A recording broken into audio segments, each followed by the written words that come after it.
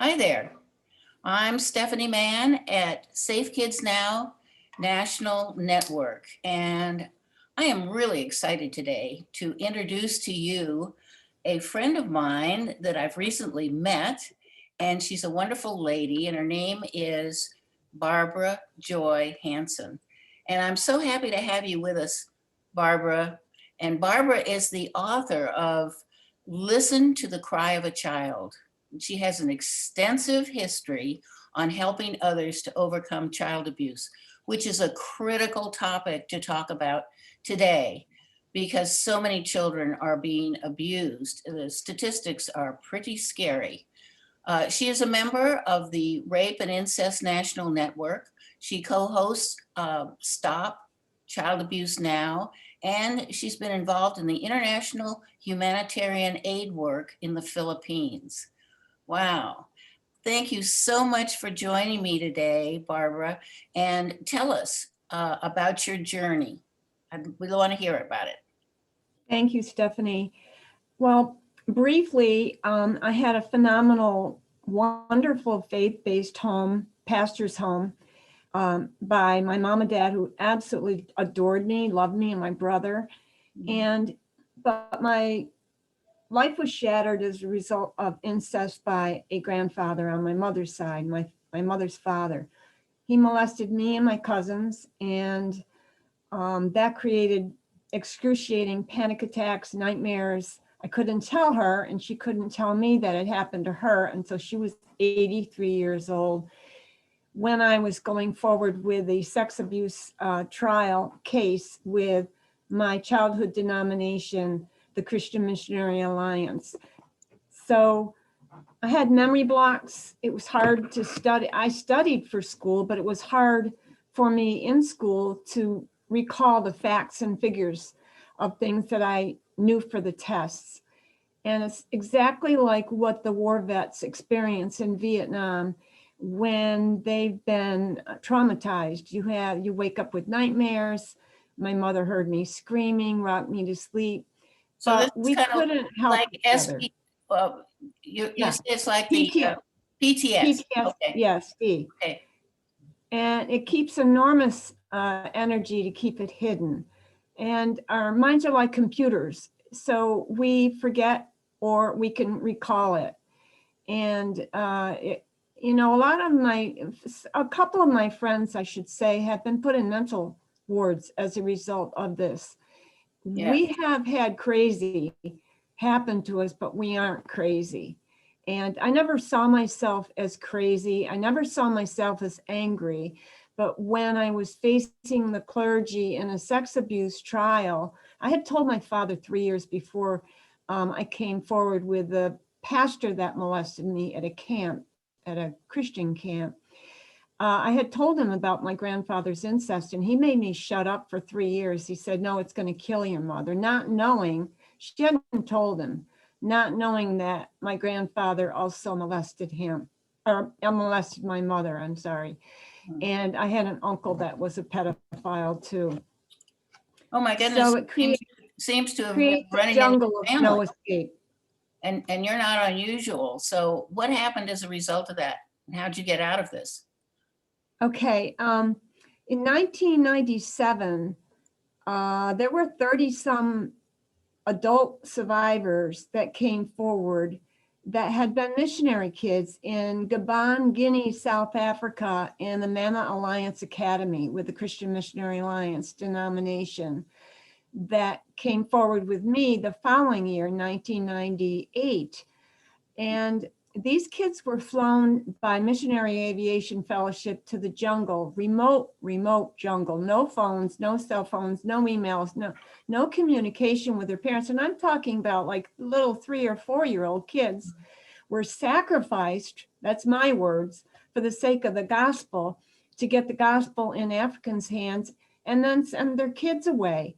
And they didn't hear from them for over a year in this boarding school.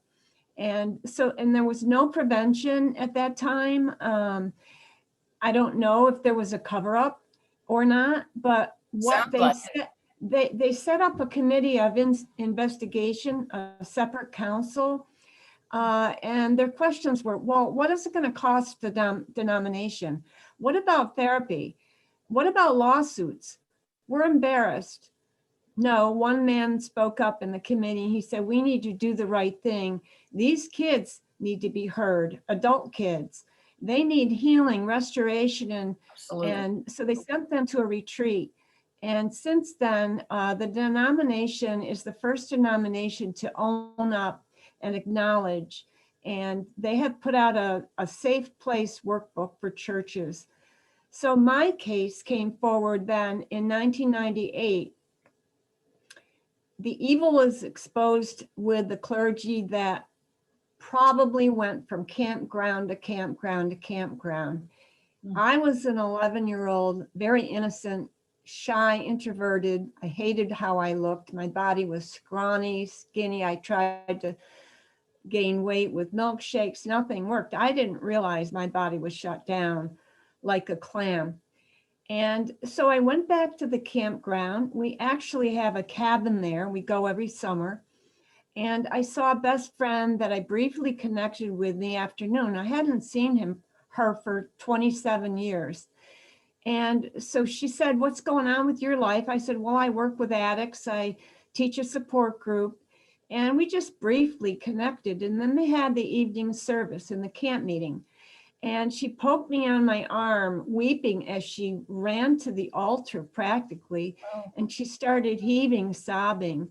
And she started telling me about the emptiness, the pain, the addictions, the defeat. She was a pastor's daughter and a pastor's wife. And when she said I'd been sexually traumatized, God told me it was the same pastor that molested her, that molested me and others. Oh my goodness. I So understand. a committee, I understand that people that molest children, they do it by the hundreds. oh my goodness. Yes, Horrible. they do. Yeah. They set up a committee, a investigation committee was set up with 8 clergy and a psychologist. And by this time, I was already starting to teach a support group, Beauty Out of Ashes. So I knew a little bit. I wasn't completely out yet. I knew a little bit more about understanding myself. But I was so scared that there were more victims. So the head of the committee of discipline for him, and I was shocked that he was still alive. He was 80 years old. He sent out over 20 some letters to kids' names that I could remember at the camp and set up a committee of discipline and a committee of restoration for us. No stone was unturned. We had to sit down in our homes and write letters to the denomination. And I remembered every single thing that I went through and that he did to me. And he was in complete denial. He said, I have no memories. This happened in the 1950s, by the way, Stephanie. Yeah. So that was not easy at all. You know, that sounds like a pretty common story for those men to deny this. I don't remember a thing. Oh, yes. Yeah. Well, I might have brushed against them, is what he said. Right. So when I walked in that room, I had such panic attacks. They told me they'd pay for my phone calls. They flew me to Florida. And now there were 4 of us, 4 of my friends, me and 3 others faced him. One friend was one of my best friends from childhood that my mother took in because she had a child out of wedlock, and my mother took her in. She was a pastor's daughter, and her parents turned their back on her when she got pregnant out of wedlock. So it has all kinds of ramifications on the victim. But I'm no longer a victim. I'm a victorious survivor, and I've moved forward with my life. You know, so when I walked in the room to face him with 3 of my friends, we went in one at a time. And I brought a photograph of me as a traumatized little girl, and I'm going to show it to you in my book. Okay.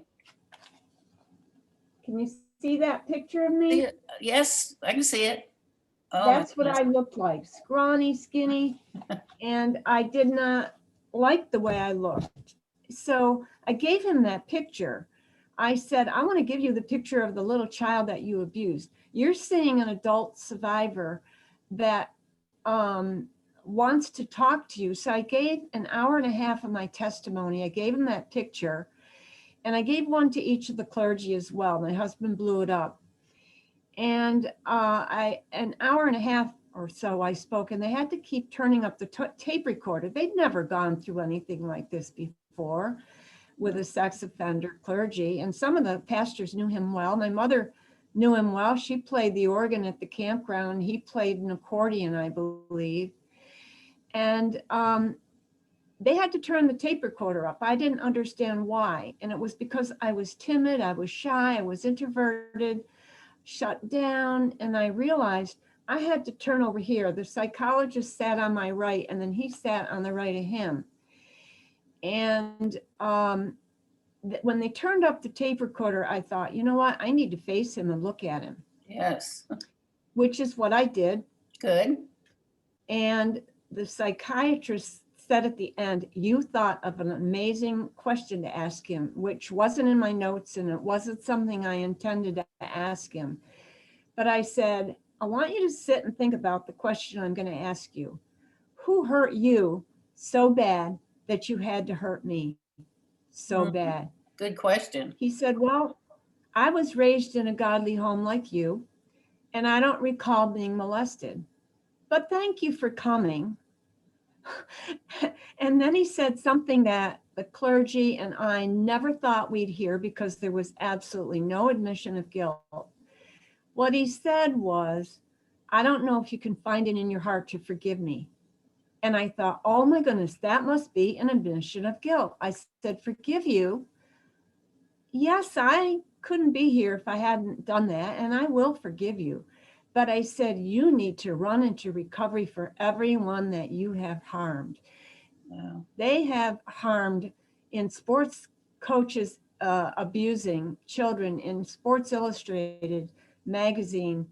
1999 issue says they hurt 150 to 350 per perpetrator. That's huge. That One is. out of three of us have been affected by this, 1 out of 3 women, 1 out of 5 men. And I said, you need to run into recovery. So by that time, I had my New International Recovery Devotional Bible. It's an AA-based Bible, 12-step. And I went down the steps. I don't think the clergy had ever seen a recovery Bible like that, but it has all kinds of answers in it. I stopped at step 4, and I said, you need to make a moral inventory of your own life, of yourself. Step 5 says, admit your wrongs. You need to write down and admit them and go back. Step 9 says, make amends to everyone you've harmed. I said, that's not possible. You're too old. You've gone from campground to campground. You've hurt hundreds of kids. I spoke such truth to him that I don't think he could believe. I mean, he was all disheveled like the drug addicts that we were now bringing into our home and working with. And I asked him, I said, have you ever been to an AA meeting? And I was surprised when he said, yes, I have. So I knew he knew about the 12 steps. So yeah, Well, it wasn't Barbara, easy. your story is so compelling because we don't usually understand that clergy would do this to children. And yet, I know this happens in our own families, and parents have to be much more aware of what is going on, because today we are spending, as the pain that you went through and the pain that other children are going through is awful. But it is also costing all of us, when we're not aware of this, $220 million a day for child abuse and neglect. So it behooves all of us to pay more attention to your story and to other survivors' story, because this is so critical. Do you have one last thing you'd like to share with us before we have to go? Those who remain silent about sexual assault or abuse of our children are as complacent as the rapist or the bystanders that they protect. That is something that I have to speak about, I have to share. Right. And sex offenders who target children have often been targeted themselves. And that Absolutely. doesn't give them an excuse. The boundaries have been crossed and they have done very horrible, harmful things. Absolutely. In Exodus 34:7, it says, "Yet he does not leave the guilty unpunished. He punishes the children and their children to the third and fourth generation." So yes, that's why we need to break the generational curse and speak Absolutely. up. Well, I want to thank you so much for sharing your story with us. And Thank we'll you. try and get this message out to as many people as possible. And if you want to know more about um, Barbara Joy Hansen and her book, which is Listen to the Cry of a Child, um, contact, how can people get a hold of you, Barbara? For my book, all the proceeds goes back to helping victims of assault and sex trafficking. So they can go on my website, listentothecry.org, or call me at 508-473-1280 and get my personally signed book from me. I'll send it out right away instead of going to Barnes and Noble, who takes about 45 cut off. They can get it quicker from me, and it all goes Great. back to help those. Well, Thank thank you you. so much for joining me today and best wishes to you. It sounds like you're doing a wonderful job and helping all of us to understand this much better. So thank you again, Barbara Joy Hansen. Thank you.